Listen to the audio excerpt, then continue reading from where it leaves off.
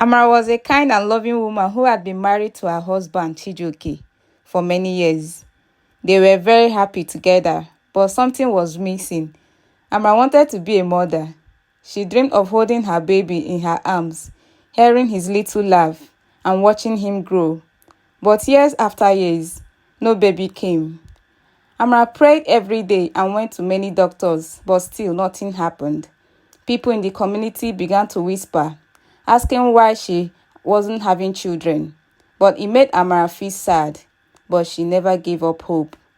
One day, something amazing happened. Amara found out she was pregnant. She was so happy that she cried tears of joy. Chijioke was happy too. They prepared everything for the baby, buying clothes and setting up a small room in their house. Amara couldn't wait to meet her baby boy. The day of delivery finally came. Amara was in pain, but she knew it would all be worth it once she held her baby in her arms. After hours of hard labor, she gave birth to a baby boy. But something was wrong. The baby did not cry. The doctors tried their best to help him, but sadly, the baby died shortly after birth. Amara's heart was broken. All the joy she had felt disappeared, and she was left with deep sadness. To make things worse, the doctors told her some bad news.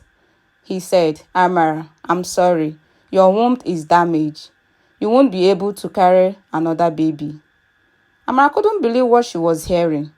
She had lost her baby, and now she would never be able to have another one. She cried for many days, not knowing what to do next. Chijioke tried to comfort her, but he was also hurting. Then, one day, Amara made a brave decision. She knew that her husband had a mistress, a woman named Ngozi. Instead of being angry with Ngozi, Amara went to her and begged for her help. Amara asked Ngozi if she would carry a baby for her and Chijioke. Amara said, "Ngozi, I know this is a strange request, but I have no other choice. But please, help me carry a child. I will love him as my own, and I will forever be grateful to you." Ngozi was surprised. She did not expect Amara to ask such a thing. But after seeing how much pain Amara was in, she agreed to help. She knew it wouldn't be easy, but she felt it was the right thing to do. Months passed, and Ngozi became pregnant. Amara took care of her throughout the pregnancy, making sure she had everything she needed. Even though it was hard, Amara stayed strong because she knew that soon she would become a mother. Finally, after 9 long months, Ngozi gave birth to a healthy baby boy. When Amara held the baby for the first time, tears filled her eyes. She felt an overwhelming sense of love for the child, even though she had not carried him herself.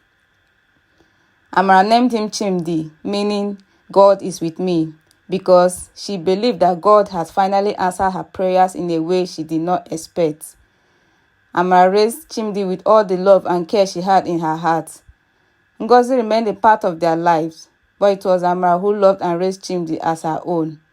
She had gone through so much pain and loss, but in the end, her hope and courage helped her become the mother she always wanted to be.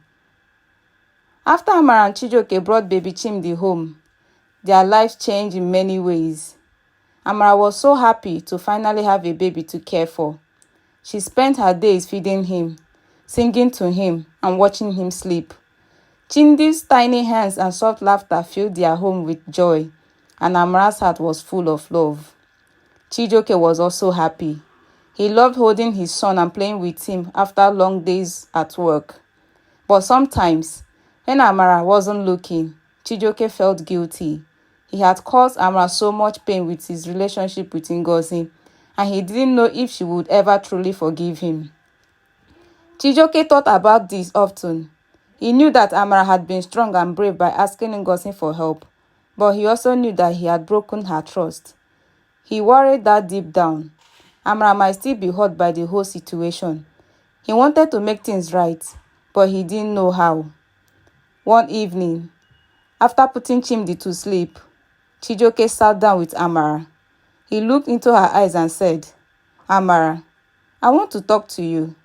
I know things haven't been easy, and I want you to know that I'm sorry.